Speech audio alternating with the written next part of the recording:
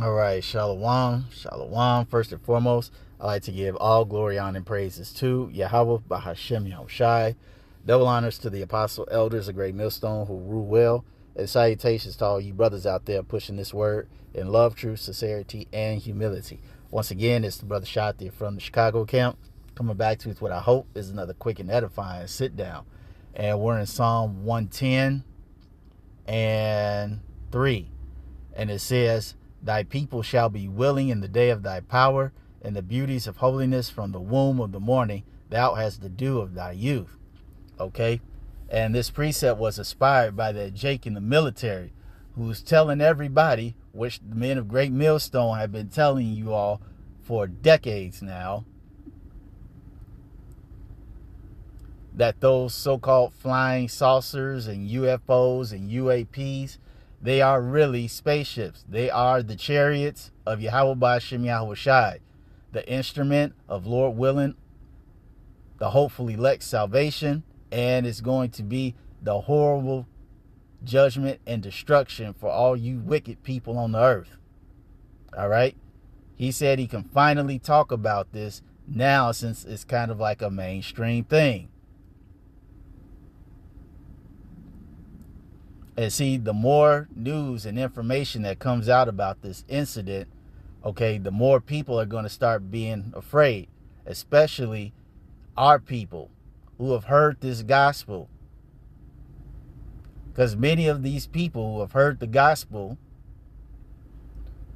they know, they have been told that the way we're going to get up on out of here is these chariots, these spaceships, okay, which are going to bring forth a horrible destruction upon the entire earth. Okay? You go to, what's that, Zechariah 5. And this has been coming out a lot in many brothers sit down. Zechariah 5 and 1. Then I turned and lifted up my eyes and looked, and behold, a flying roll. And he said unto me, What seest thou? And I answered, I see a flying roll. The length thereof is 20 cubits, and the breadth thereof 10 cubits. Then said he unto me, This is the curse that goeth forth over the face of the whole earth. For every one that stealeth shall be cut off on this side, according to it, and every one that sweareth shall be cut off as on that side, according to it.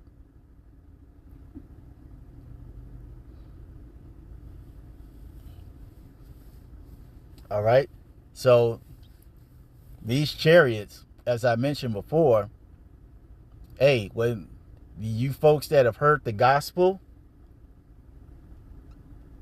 hey, you're going to start seeing a whole lot of people try to get right during that time.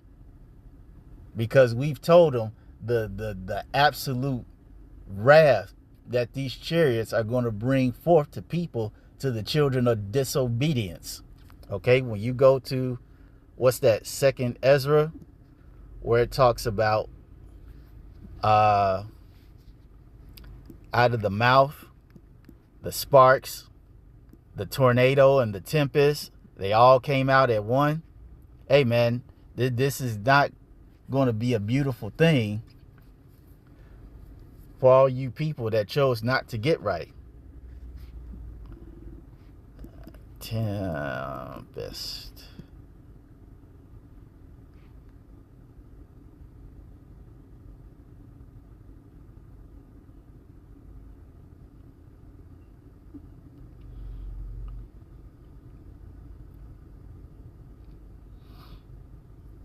Second Ezra 13 and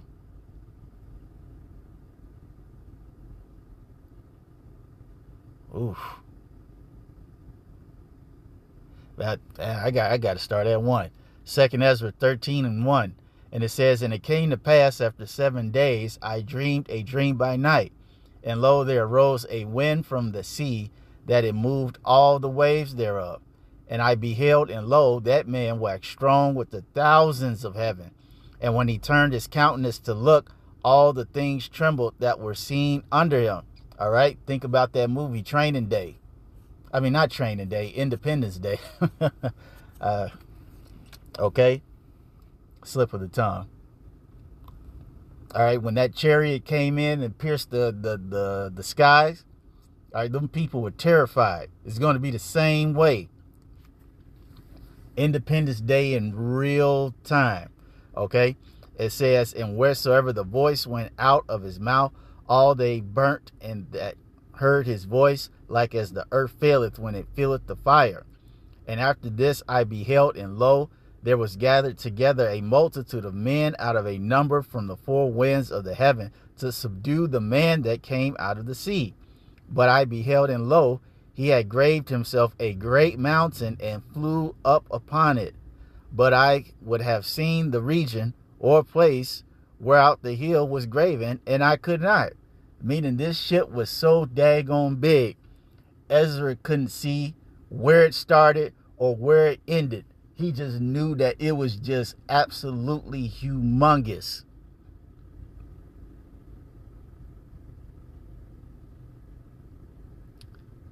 And it says, and after this I beheld, and lo, all they which were gathered together to subdue him were sore afraid, yet durst fight. All right, that's going to be the militaries across the world trying to fight the chariots. And lo, as he saw the violence of the multitude that came, he neither lifted up his hand, nor held sword, nor any instrument of war, but only I saw that he sent out of his mouth, as it had been a blast of fire, and out of his lips a flaming breath, and out of his tongue he cast out sparks and tempests. And they were all mixed together, the blast of fire, the flaming breath, and the great tempest, and fell with violence upon the multitude which were prepared to fight, and burnt them up every one, so that upon a sudden of an innumerable multitude nothing was to be perceived but only dust and smell of smoke. When I saw this, I was sore afraid. All right. And this is why many of the people, as I read in that psalm, are going to be trying to get right with the Lord, because they're going to remember that the men of the Lord told them about these things decades ago, long before it became so-called mainstream. These people are going to know, the bummy guys, the guys with the dresses, they were talking about this stuff. I think we need to get right with the Lord. Folks are going to be trying to get with the Lord. And you have to remember, these heathens are going to be scared too.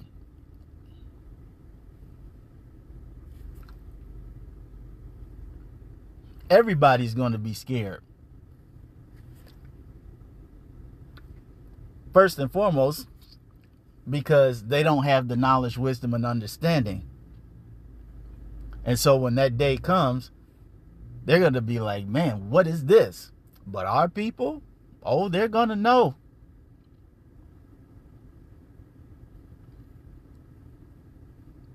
They are going to know. And the thing is, by that time, it might be too late. And this is why the scripture says,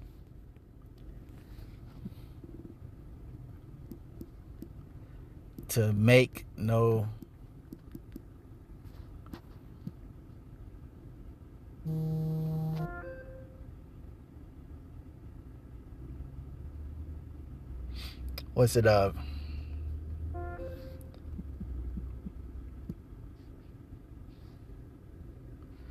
make no tarry.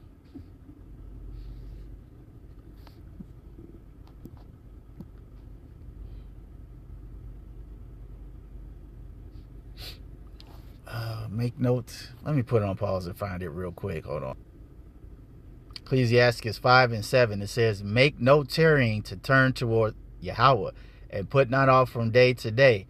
For suddenly shall the wrath of Yahweh come forth, and in thy security thou shalt be destroyed, and perish in the day of vengeance.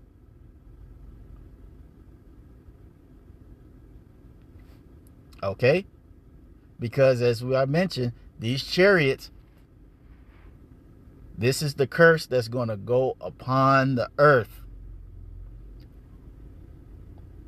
With the sparks, the tempest, the lightnings, the fire,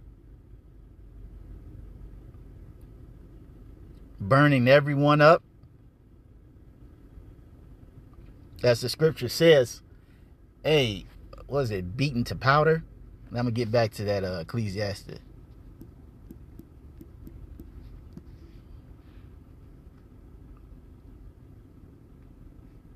Second Ezra 16:11. The Lord shall threaten, and who shall not be utterly beaten to powder at his presence? Yeah, because when that tempest come out, it's like when you saw, what was that War of the Worlds with Tom Cruise? When that laser, that hot concentrated fire came out and zapped them people, man, they turned to dust.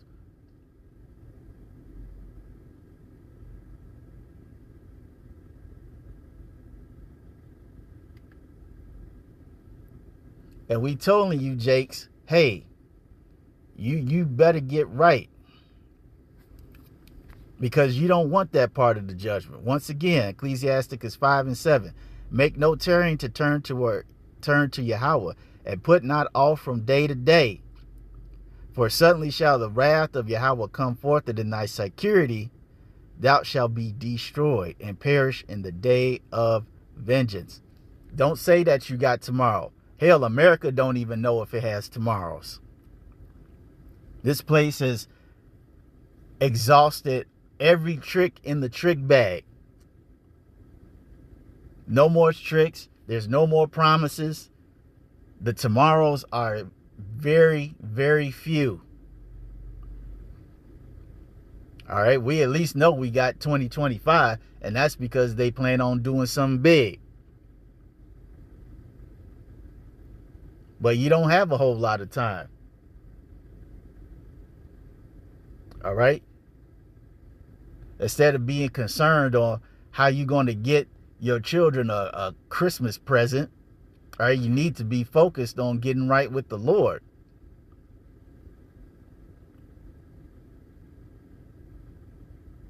Because these chariots, these UFOs, these spaceships, which this military man has finally told you actually do exist, they are coming back with a vengeance.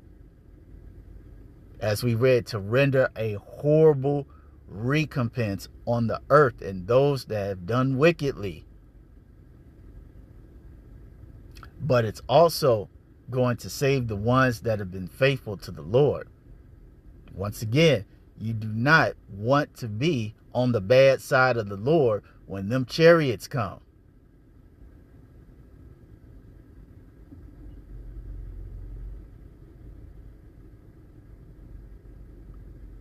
You do not want to be in a situation where it is too late.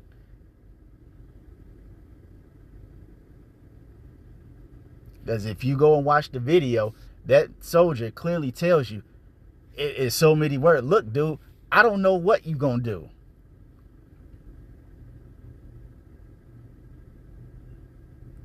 He said, I do not know what you can do. I do not know what anybody can do. You can't run away. You can't go to an island. These things are everywhere. He was like, dude, I do not know what you can do.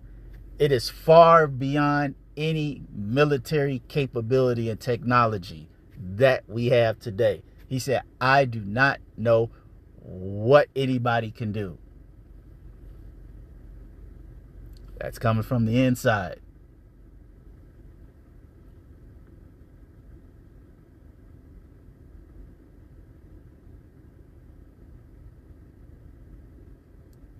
You jakes that have been half-stepping,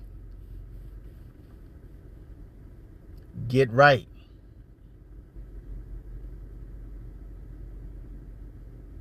Because if you think that these sightings of these chariots are going to start decreasing, you are highly mistaken. As this truth has been going out across the four corners of the earth, the chariot sightings have only increased.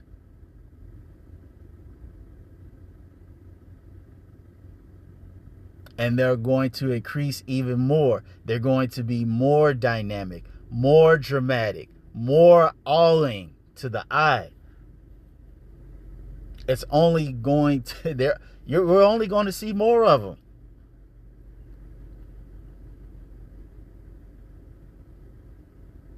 I mean, to me at this point, it's undeniable. But we're only going to see more of them.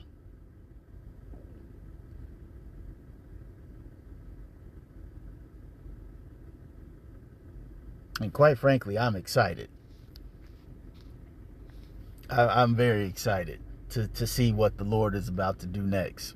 But you know, I don't want to keep talking, but that's all I really wanted to say on this. Nonetheless, I hope you all are edified. To the next time, we're going to say Shalom.